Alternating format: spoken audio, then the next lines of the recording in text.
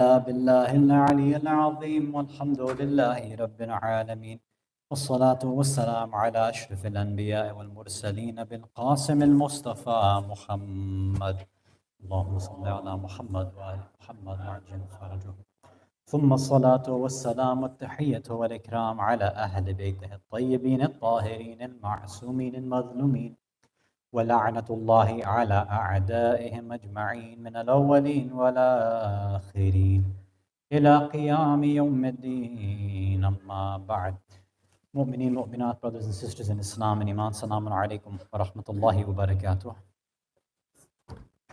Last night we finished the tafsir of Surah Al-Falaq, the 113th surah. We now go back one. We are at Surah 112, Surah Al-Ikhlas, also known as Surah Al-Tawheed. This is, without a doubt, one of the most important surahs to discuss. It's short, it gets to the point very quickly, but it's very deceptive surah because it superficially seems very easy and understandable. Right? It's talking about Tawheed, Allah's one, He has no parents, He's not created, and there's nothing like Him. Okay, that's basic Tawheed 101. But this surah has multiple commentaries written on it. It's one of the most difficult tafsirs that has been written on it. Many of the Sufi and Irfani commentaries, they mention, and our teachers used to mention this in Qum, that true Irfan and Tawheed is only found in this surah. And to see if somebody truly understands Allah, let them see if they can explain just parts of this surah, especially the idea of Samad and Samadiyya, which is one of the most difficult concepts to understand. So, inshallah, we'll begin tonight, and it probably will take us maybe a few nights as well, depending on how deep we want to go. So, it's a shorter surah, right? It's a surah most likely revealed in Makkah. It's a Makki surah. In terms of order of revelation, most ulama agree it was the 22nd surah that was revealed. And as we said, the two most famous names are either Surah Al-Ikhlas and Surah Al-Tawheed. So Surah Al-Tawheed makes a lot of sense as a name because it's talking and describing Tawheed, very simply. What about Surah Al-Ikhlas? So when we think of Ikhlas, when we translate it for ourselves, or when we think that we are mukhlis or mukhlas, whatever, we talk about and translate it as being sincere, right? So over here to call it the chapter or surah of sincerity doesn't really make sense. So Ikhlas, although you can translate it as sincere, Ikhlas, right, actually has this meaning of purity. And the reason why it's named Surah Al-Ikhlas is because this is the most pure form of a description of Allah that you can find.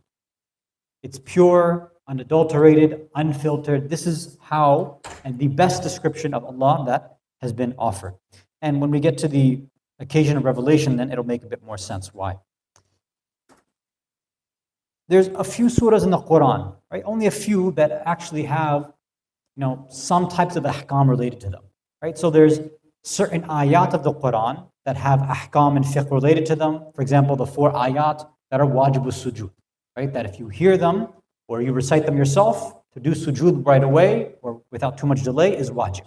So there's those 4 ayat which have their own ahkam about how you do sujood for that. There are other surahs that, for example, have to be recited in pairs, right? If you decide to recite it in salah, there are a total of 4 surahs, or 2 and 2, that must be recited in pairs, right? So, for example, Surah Al-Quraysh and Surah Al-Fil. If you decide to recite either one of those in your salah, if you do one of them, you have to do the other. So it's one of the only times that after Fatiha, you don't just recite one, you would have to recite 2. So if I decide I'm going to recite Surah Al-Fil, you can, but you also have to recite Surah Al-Quraysh, or vice versa. I start with Quraysh and I can do Fil. And then there's 2 other surahs like that as well, which would be Surah Al-Duha and Surah Al-Inshirah, or Surah Al-Sharh. Those also must be recited together. So that has ahkam related to it. This surah as well has very unique ahkam and a place in salah that no other surah occupies as well. So for example, many of you would know that our maraji', most of them say that Surah Al-Tawheed, Surah Al-Ikhlas, it's recommended, highly recommended, that at least once in your daily salawat, at least once it should be recited. And this is why most people have a habit of making it their second surah in the second rak'ah, right, to kind of fulfill that. So it's recommended to do at least once throughout the day in one of your salawat, one of the namazes. And on top of that, for almost every single salah, it's also recommended to be the second surah recited in your second rak'ah as well, right? And that would be any case. In addition to that, if it is recited, you'd recite Surah Tawheed, Surah Ikhlas in Salah. Anytime you recite any other surah, right, once you're finished, right, with the second surah, you do your takbir if you want to, it's mustahab, and then you go to ruku, and that's it. Surah Tawheed, Surah Ikhlas is the only one which has another mustahab dhikr that you can recite afterwards, right, if you choose to. So you finish Surah Al-Ikhlas, and then what is recommended? كَذَلِكَ اللَّهُ رَبِّي, or كَذَلِكَ اللَّهُ رَبُّنَا. Because you've just described Allah, and then this mustahab dhikr that you would say is that this is how our Allah is. This is how my Rabb is. This is how our Rabb is, our nurturer is. No other surah has this added recommendation after its recitation in Salah. Again, there's many fada'il for it as well. Maybe, I don't think we'll go to it tonight. Maybe another night we'll talk about some of the benefits of recitation, and there's many of them. But most of what we've heard growing up is that, and this is both in Sunni and Shia books, is that Surah Tawheed is equivalent to 1/3 of the Quran. Right? 1/3 of the Quran. Reciting it it's as if you recited 1/3 of the Quran. Now, there's a few different ways you can look at that. One is if you're just looking at it in terms of ajr, thawab, and points, right? Like, okay, so I recite it, so I get all those rewards. Okay, that's one way. But in a deeper, more spiritual way, how can one little short surah, how can it be equivalent to 1/3 of the Quran? How'd that come about? Well, think about it another way. There's other concepts in Islam that are divided into three, right? Usually, some of these concepts, or this concept specifically, we divide it into 5 topics, but it should be divided into 3. Anybody know what I'm talking about? So, what are the usul al-din? There's first is what? Tawheed, then adl, then nubuwah, imamah, and sometimes we've learned it as qiyamah, and technically in the riwayat it's ma'ad, or afterlife. And qiyamah is talking about the end of afterlife, but the technical term would be ma'ad because it includes barzakh and stuff as well too. So these are the 5 that we've probably all been taught since we were younger. In riwayat, there's only 3 usul that have been mentioned. It's just tawheed, nubuwah, and ma'ad. Right? So Allah, the idea of risala and sending a prophet, and that there's an afterlife. Adl comes in after the fact, and again, these developed over history, over time, around the first or 2 centuries after the death of Rasulullah sallallahu alaihi wa alihi wasallam. Allahumma salli ala Muhammad wa due to the various debates that happened among these ulama at that point and the Sahaba. And this debate mostly happened because of those who did not follow the Ahlul Bayt. That's why they started debating about the nature of Allah, right? So the Ash'ari school of thought, for example, started to develop, and they started to argue about the nature of Allah. And groups that developed, like the Mu'tazili group, along with obviously the Shi'as, they had this belief that no, Allah, this adl, this justice that exists, Allah doesn't do evil to anybody. Whereas the Ash'ari and the other groups that existed at that time said, no, Allah can do whatever He wants. If He wants to, na'udhu billah, put the Prophet in hell and put shaitan in heaven, He can do that and that'll be just. That was their understanding and their definition. So in order to distinguish for the Mu'tazili group and then the Shi'as, in order to distinguish themselves from others who didn't have this concept of justice of Allah, they started to add adl as an extension of tawheed. So it became tawheed and adl. And then after that as well, nubuwah, some people decide, okay, after nubuwah, after the Prophet, then that's it, there's no guidance anymore. Whereas obviously, the followers of the Ahlul Bayt said, no, Allah has not left people without guidance. So an extension of risala, an extension of nubuwah is the appointed imam. So that became an extension as well. Or you can put both of those ideas of nubuwah and imamah under one umbrella term, which is wilayah. That there's always some authority that Allah has put in charge to spread His message, spread hidayah. And then ma'ad is just always ma'ad, right? So technically the usul is only 3, right? It's Allah, tawheed, monotheism, the idea about guidance coming in the form of prophets, or specifically the last prophet, and then the afterlife. Now, one of those 3, the most important one is obviously tawheed, right? That's obviously the most important asl, the most important fundamental point of our religion. Because this surah is describing that concept, it's 1/3 of the usul. And this is why ulama say that's why it's considered 1/3 of the Quran. that it's describing 1/3 of your deen. If you can understand Surah Al-Ikhlas, it's as if you understood 1/3 of the Quran, because 1/3 of the Quran is trying to get across the idea of Tawheed, and it's 1/3 of our usul. Right? Okay, that's one point. Now let's go into some of the details about this. Before we go into the tafsir of some of the ulama, there are various riwayat which talk about the reason for revelation and some of the Ahlul Bayt and how they explain the surah. So first, let's talk about the reason for revelation. We'll go through two riwayat.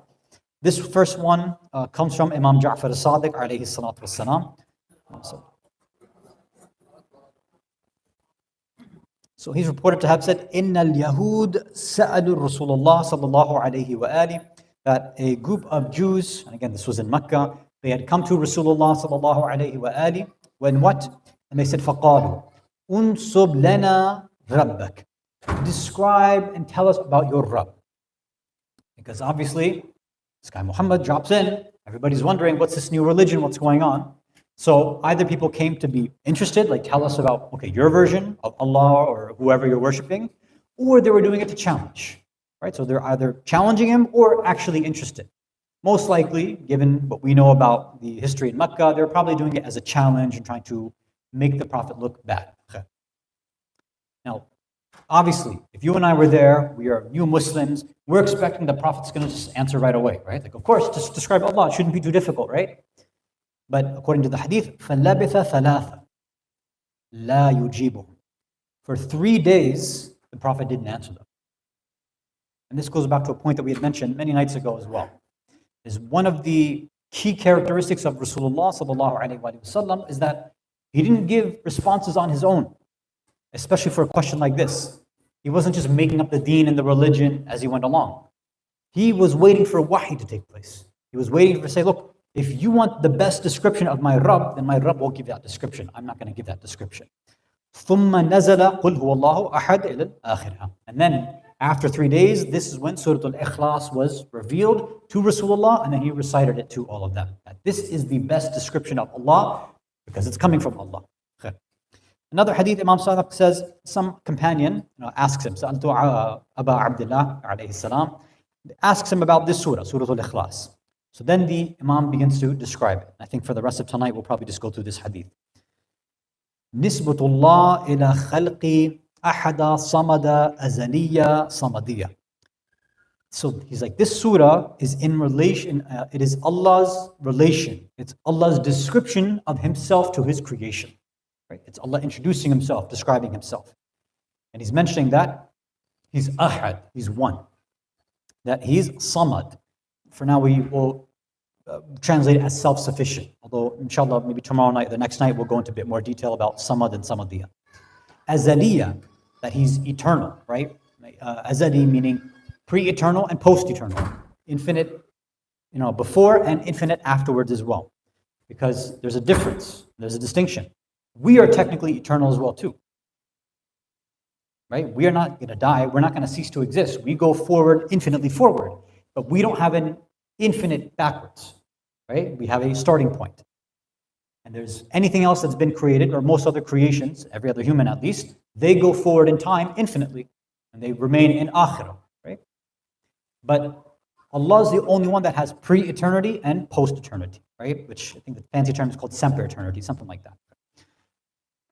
La dhilla lahu yumsiku. He has no shadow that sustains him. وَهُوَ يُمْسِكُ الْأَشْيَاءِ. And he is the one that sustains all things بِأَظِلَّتِهَا, with their shadows. عَارِفٌ بِالْمَجْهُولِ. He is the one that is arif. He has knowledge, ultimate knowledge, and deep knowledge of things which are majhul and unknown. مَعْرُوفٌ عِنْدَ كُلِّ جَاهِلٍ. Yet he knows, he is known, he's ma'ruf, Allah is known to every single jahil and ignorant one. Now let's pause for a second here. How can this make sense? There are clearly atheists who don't believe in it, right? So where does this come from? So this is a concept that they talk about in philosophy, they talk about it in epistemology. That every single person, every single creation, not just humans, every single creation has a connection to Allah, has a connection to their Khaliq. Now whether they consciously recognize it or not, that's a different story. But they can never truly, in terms of their existence, actually deny that they were created by something. No one can deny that. It's the same way, this is kind of like a philosophical experiment. Is it possible for somebody to doubt or deny their own existence? It's impossible. The minute you try to doubt or deny your own existence, you've presupposed that you exist in the first place, right? The only way I can say I doubt that I exist is, well, I said I, that means I exist. Then I can doubt myself. Well, you already exist, so how can you doubt yourself if you're already there?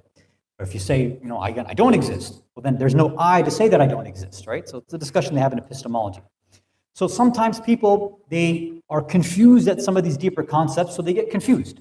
So it's obvious they exist, but they're unsure how to connect certain deeper philosophical or epistemic concepts. That's what happens to some individuals. The same thing happens with insan too. When it comes to Allah, Allah is obviously there in everybody's fitrah. But some people, just like they can't deny their own existence, they can also deny Allah as well. Although if you push them deep down, then they will come submit to it. And that's why some people, after you give them some basic points and you open their mind and their heart, then they say, yeah, okay, it's obvious now, I get it.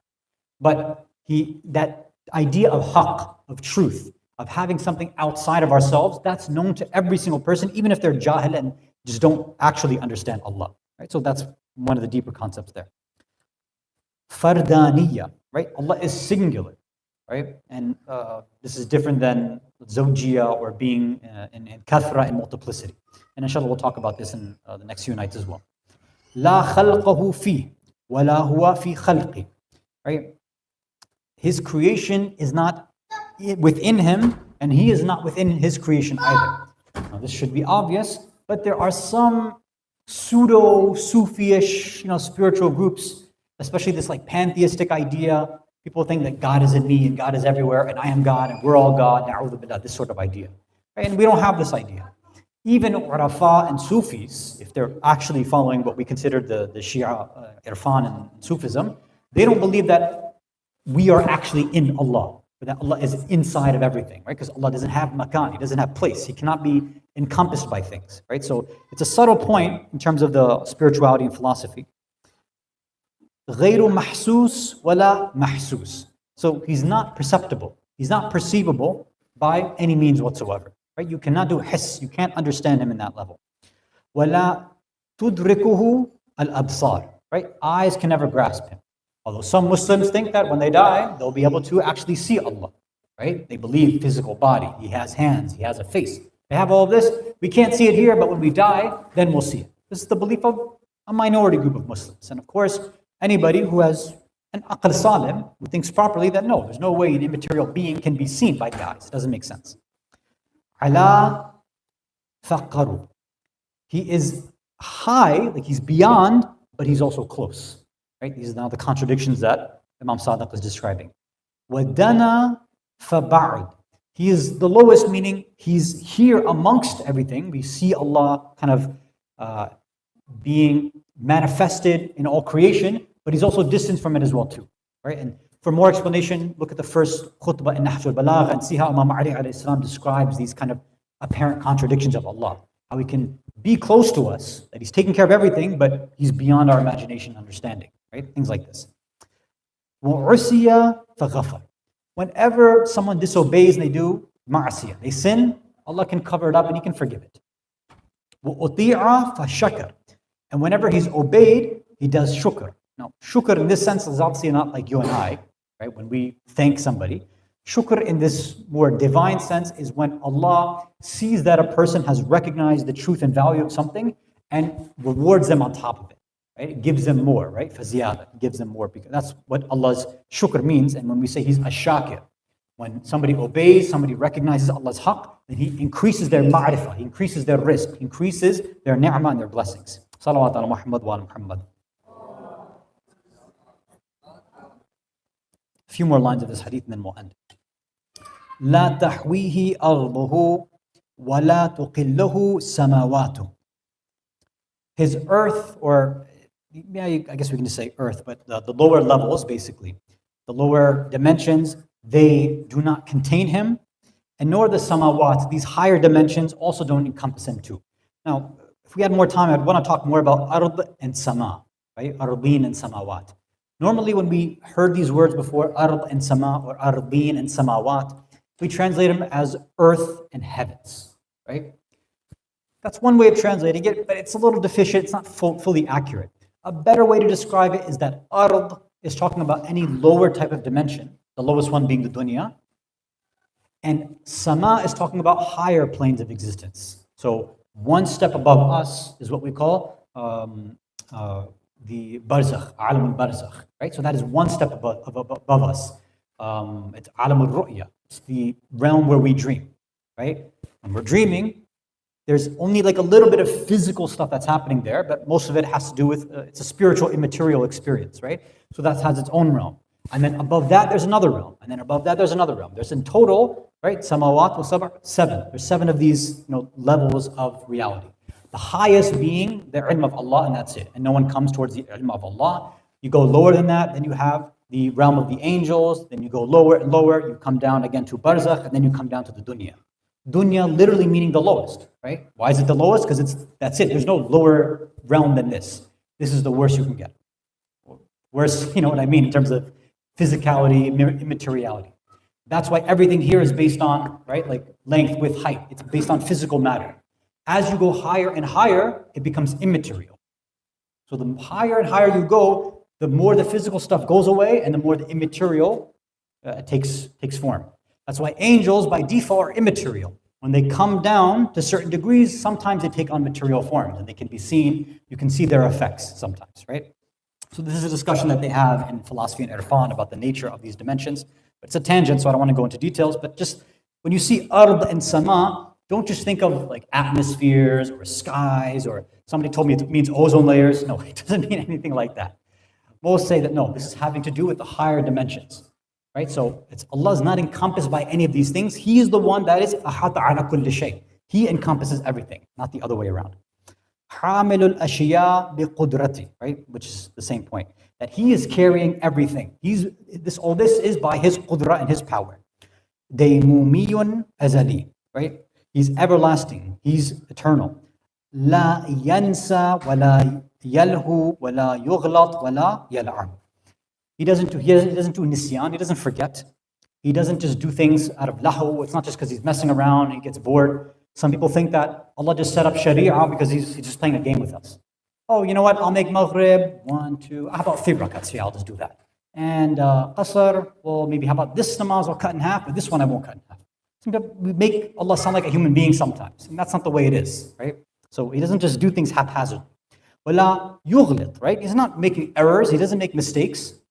Wala yal'ab, He's not playing games either, right? He's not just having fun with insan, right? Yeah, I want to see you guys burn a little bit too. That's not how Allah gets His enjoyment. He doesn't have enjoyment in the first place. Wala li'iradatihi fasl. There's no separation between His will and other things. Sometimes we think that we can divide up His irada from other things. That's not the way to see it, right? Allah just has fi'l, He just manifests. It's just tajalli, that's all it is. وَفَصْلُهُ جَزَاء. His separation, if you even consider this, is what? It's just pure justice. وَأَمْرُهُ وَاقِعٌ. His command happens. If Allah decides to do something, it's taking place. You and I can't decide otherwise. لَمْ يَلِدْ فَيُورَث. Right? He did not obviously give birth. He doesn't have any descendants like that so that they can inherit this. Right? Obviously as a kind of slight to Christians and those who believe in somehow a God having a son.